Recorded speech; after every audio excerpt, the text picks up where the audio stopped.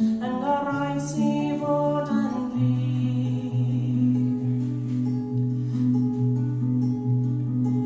Bob eiliad poenus, galon yn fawr i fy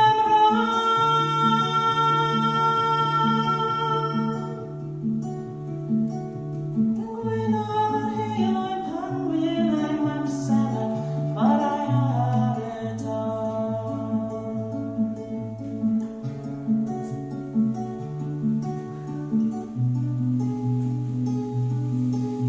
Paid gwrando ar fy ngeiriau, all neb fod yn pur.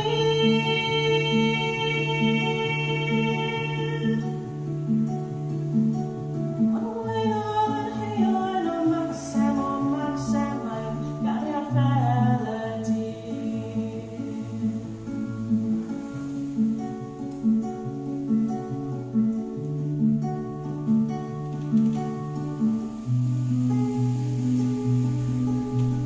Goreon mis Ebrill, ddringo mlawr y ceibwr bach, gyna yn y tonnau, bym yn chwarae a chwerthin yn iach.